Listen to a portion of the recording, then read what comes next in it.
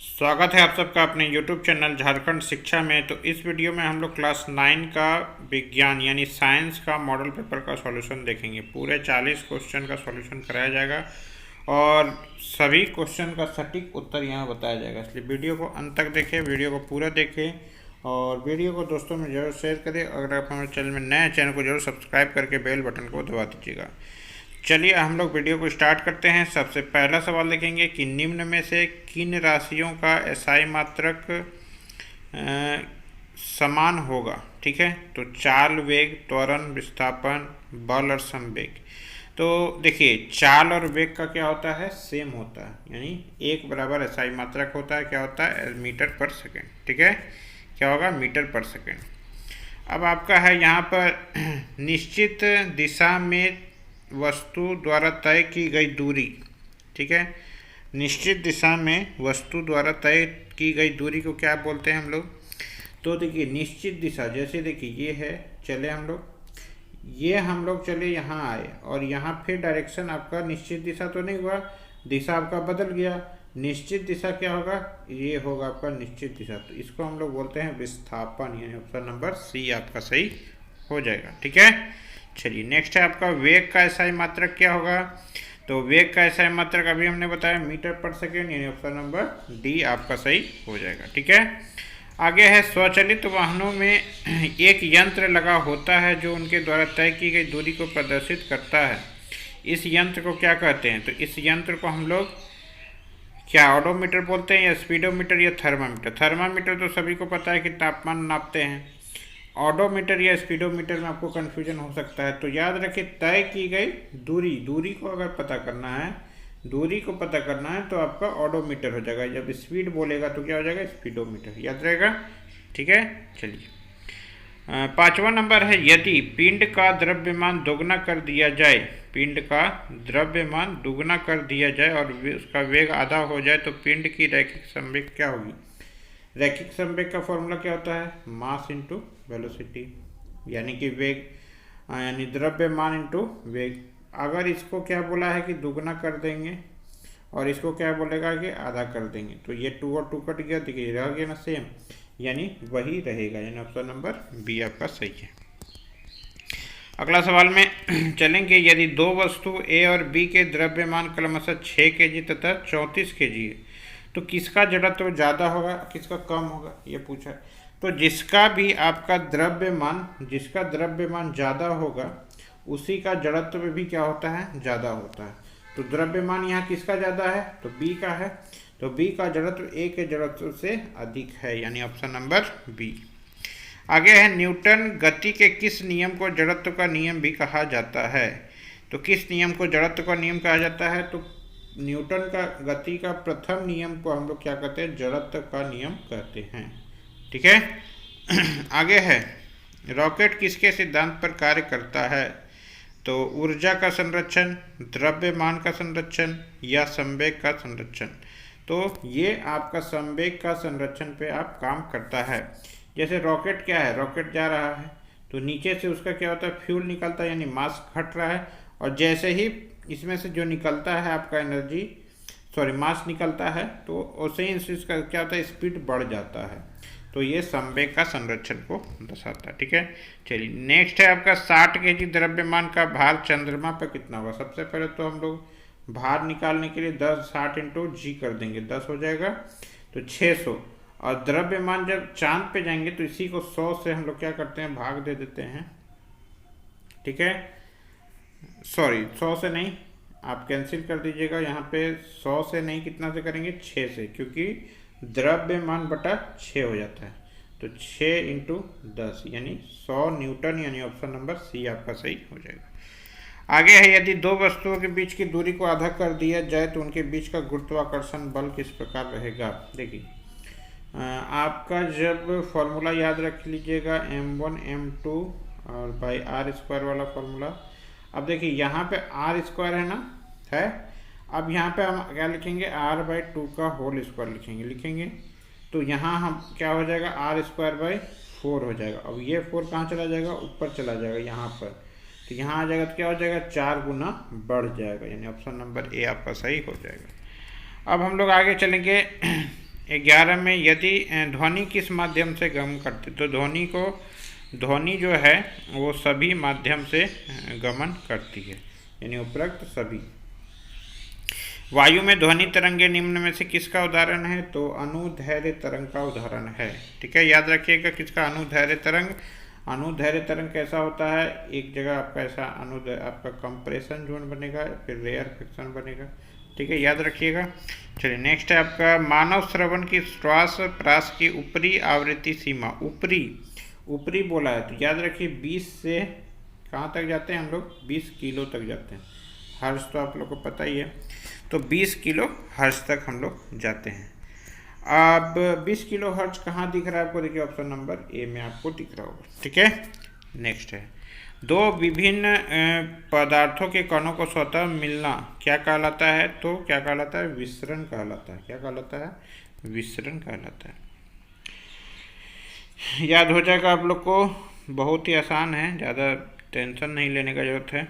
बर्फ का गलनांक कितना होता है, गलनांक यानी पिघलने की तापमान कितना होगी, तो पिघलने का तापमान भी उतना ही होता है आपका 273.16। ठीक है, निम्नलिखित में किसे सबसे अधिक संपीड़ित किया जा सकता है यानी दबाया जा सकता है, तो हाइड्रोजन गैस को। गैस वाला जो भी मटेरियल होगा उसको हम लोग क्या करेंगे, ज़्यादा दबा सकते हैं। ठीक है, चलिए नेक्स्ट है निम्नलिखित में से कौन यौगिक का उदाहरण है। यौगिक यानी कि आपका दो या दो से अधिक चीज़ों से मिलकर बना हो। तो यहाँ ऑप्शन देखिए जल में दिख रहा है तो H2O, तो यहाँ बना है ना दो चीज़ों से, दो या दो से अधिक बोले तो दो है, तो यहाँ पर हो गया जल।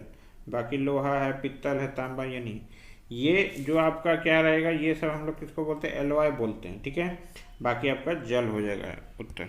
आगे आपका पित्तल किस किस धातु का मिश्रण है, तो आपका कॉपर और जिंक। इंग्लिश में बोला जाए तो इसको हम लोग क्या बोलते हैं, ब्रास बोलते हैं। क्या बोलते हैं, ब्रास। ठीक है, चलिए 18 के बाद 19 नंबर में निम्नलिखित में कौन रासायनिक परिवर्तन का उदाहरण है। रासायनिक परिवर्तन में क्या होता है आपका वो जो है दोबारा आपका वो हमको नहीं मिलने वाला, तो रासायनिक परिवर्तन आपका भोजन का पचना हो जाएगा। तो भोजन जब पच जाएगा तो आपका रासायनिक है, क्योंकि वो उसके बाद हमको नया चीज़ वापस वो चीज़ हमको नहीं मिलने वाला। ठीक है, अगला चलेंगे सोडियम ऑक्साइड का सूत्र। सोडियम ऑक्साइड का सूत्र आपका Na2O। कैसे आपका Na2O होगा, क्योंकि Na का एक ऑक्सीजन का 2 - तो क्या करेंगे, यहाँ 2 लिखेंगे और यहाँ 1 लिखेंगे, ये इसको क्रॉस करेंगे तो क्या हो गया Na2O। याद रखिएगा 36 ग्राम जल में जल के कितने मोल मौजूद हैं। देखिए सबसे पहले तो 36 ग्राम और H2O मतलब 2 + 16 18, तो कितना मोल हो जाएगा, काटेंगे तो 2 मोल, यानी ऑप्शन नंबर बी आपका सही है। आगे है आपका C2H2 मोलर द्रव्यमान क्या होगा, तो C2H2 यानी 12 × 24 + 2 26, ऑप्शन नंबर बी। चलिए नेक्स्ट है आपका इलेक्ट्रॉन का खोज किसने किया, तो इलेक्ट्रॉन का खोज आपने किसने किया था, तो J.J. थॉमसन ने किया था। याद रखिएगा रदरफोर्ड ने तो एटॉमिक मॉडल दिया था, गोल्डस्टीन आपका प्रोटॉन के लिए है, याद रखिएगा, जेम्स चैडविक आपका न्यूट्रॉन के लिए। याद रखिएगा, सभी को याद हो गया होगा। देखिए मॉडल पेपर में इलेक्ट्रॉन का दिया है, तो हो सकता है आपका एग्जाम में प्रोटॉन और न्यूट्रॉन का पूछ दे। ठीक है, चलिए नेक्स्ट है आपका एक तत्व में 11 इलेक्ट्रॉन है, 12 न्यूट्रॉन है, तो उस तत्व का परमाणु संख्या, कुछ नहीं करना परमाणु संख्या के लिए, इसमें इसको जोड़ दीजिए, कितना हो गया 23, एक ही ऑप्शन है, सही हो गया। चलिए इलेक्ट्रॉन और न्यूट्रॉन को जोड़ दीजिएगा, वही आपका क्या हो जाएगा, परमाणु संख्या हो जाएगा। ठीक है, लेकिन याद रखिए कि इलेक्ट्रॉन की जगह पे हम लोग इलेक्ट्रॉन नहीं जोड़ते, हम लोग मास नंबर में जब भी लिखेंगे, यानी परमाणु संख्या, उस तत्व का परमाणु संख्या पूछा है। ठीक है, परमाणु संख्या पूछा है, तो परमाणु संख्या यहाँ पर पे आपका 11 हो जाएगा। ठीक है, क्योंकि परमाणु संख्या जितना इलेक्ट्रॉन होता है वही उसका क्या होता है, परमाणु संख्या होता है। हमने आपको आपका द्रव्यमान संख्या हम बता दिए थे आपको, तो द्रव्यमान संख्या पूछेगा तो दोनों को जोड़ देंगे। ठीक है, आगे है आपका किसी तत्व के समान समस्थानिक में निम्नलिखित में से कौन और परमाणु का समान नहीं होंगे, कौन समान नहीं होता,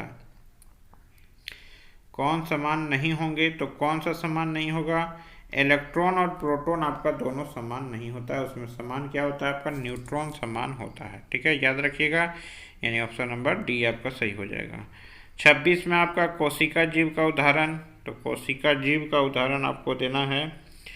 तो कोशिका जीव का उदाहरण क्या हो जाएगा आपका, अमीबा, एक कोशिका जीव का।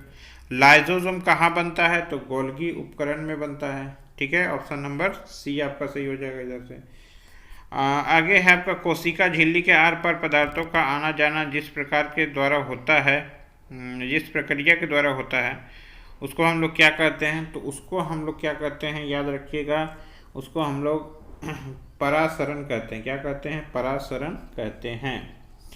आगे आपका पौधे के शीर्ष पर कौन सा उत्तक पाया जाता है, शीर्ष पर आपका विभय ज्योतक पाया जाता है। ठीक है, चलिए नेक्स्ट है आपका रक्त के तरल अधात्री भाग को क्या कहते हैं, तरल अधात्री भाग यानी कि प्लाज्मा, यानी कि ये मोटा थक्का जैसा होता है, वही प्लाज्मा होता है। ठीक है, चलिए नेक्स्ट है आपका 31 श्वेत क्रांति, तो श्वेत क्रांति आपका क्या हो जाएगा, दूध का उत्पादन, दूध सफ़ेद होता है ना, तो श्वेत क्रांति। अब आपका है रबी फसल कौन सा है इसमें से, तो निम्नलिखित में से रबी फसल आपका चना है।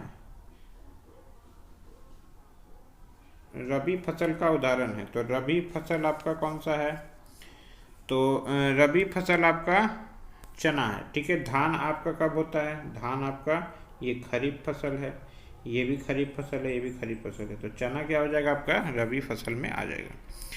आगे है जीवों के वर्गीकरण का सर्वाधिक मूलभूत लक्षण क्या हो सकता है। मूलभूत लक्षण आपको याद रखिएगा कि आपका उसका कोशिका का संरचन, जैसे एक कोशिकीय पढ़े, दो कोशिकीय पढ़े, तीन कोशिकीय पढ़े, तो ये बेसिक संरचन है, लक्षण है। ठीक है, पादप वर्ग का उभयचर किसे कहते हैं, पादप वर्ग का उभयचर किसे कहते हैं, तो पादप वर्ग का यानी प्लांटों का उभयचर ब्रायोफाइटा को कहते हैं, यानी ऑप्शन नंबर बी आपका सही हो जाएगा। वेल निम्नलिखित में से किस वर्ग से संबंधित है, देखिए वेल मछली होता है, लेकिन उसको हम लोग मत्स्य में नहीं मानते, उसको हम लोग स्तनपायी में मानते हैं, यानी स्तनधारी लिखा होगा, स्तनपायी होगा, तो यही आपका होता है। ठीक है, याद रखिएगा। चलिए वैश्विक ऊष्मन के लिए कौन गैस उत्तरदायी है, वैश्विक ऊष्मन ग्लोबल वार्मिंग, तो ग्लोबल वार्मिंग के लिए आपका कार्बन डाइऑक्साइड आपका ही है। ठीक है, वही आपका उत्तरदायी है। जल प्रदूषण से निम्नलिखित में कौन सा प्रभाव नहीं होगा, तो फेफड़े संबंधित रोग, क्योंकि ये जो होता है वो आपका पॉल्यूशन यानी हवा का पॉल्यूशन से होता है, हवा का पॉल्यूशन से। ठीक है, तो फेफड़े संबंधित रोग किससे होगा, हवा का पॉल्यूशन से। 38 में निम्नलिखित में कौन असंक्रामक है, कौन असंक्रामक है, तो आपका जो रतौंदी है वो क्या है, असंक्रामक है। ठीक है, रतौंदी क्या होता है कि हमको जैसे अंधेरा होगा तो उसके बाद दिखना बंद हो जाएगा, तो वो क्या होता है, कल आपका लाइट विजन क्या होता है, खराब हो जाता है, उसके चलते असंक्रामक है। किसी को होता है, किसी को नहीं होता, सबको तो नहीं होता ना। लेकिन मधु में क्या है, आपका खांसी है, जुकाम है, हैजा, कालाजार, ये सब क्या है, संक्रामक रोग है। अब है अगला 39 नंबर, निम्नलिखित में कौन दीर्घकालिक रोग के उदाहरण है, तो दीर्घकालिक क्या हो जाएगा, मधुमेह। मधुमेह क्या होता है आपका, मधुमेह आपका डायबिटीज को बोलते हैं, तो डायबिटीज क्या होता है, दीर्घकालिक है ना, जल्दी नहीं छूटता है। अगला लास्ट सवाल है जीवाणु निम्नलिखित में से कौन वर्ग में आते हैं, तो जीवाणु आपका आता है मोनेरा में, यानी ऑप्शन नंबर बी में। तो यहाँ हमने साइंस का 40 क्वेश्चन को डिस्कस कर लिया। अगर आप हमारे चैनल में नए, चैनल को जरूर सब्सक्राइब कर लेंगे और वीडियो को दोस्तों में शेयर करना ना भूलेंगे। इसके बाद हम लोग जल्द से जल्द आपके लिए सोशल साइंस का सॉल्यूशन, मैथ्स का सॉल्यूशन, सभी का सॉल्यूशन अपलोड हो जाएगा। एग्जाम में देखिए आपका मॉडल पेपर बहुत ही आवश्यक हो जाता है, क्योंकि यहाँ पे एक सेट आया है, वो सेट का 40 क्वेश्चन आपको ज़रूर से ज़रूर करके जाना है। ठीक है, धन्यवाद, thank you for watching and again video को ज़रूर लाइक कीजिए, सब्सक्राइब कीजिए चैनल को और वीडियो को दोस्तों में ज़्यादा से ज़्यादा शेयर कीजिए।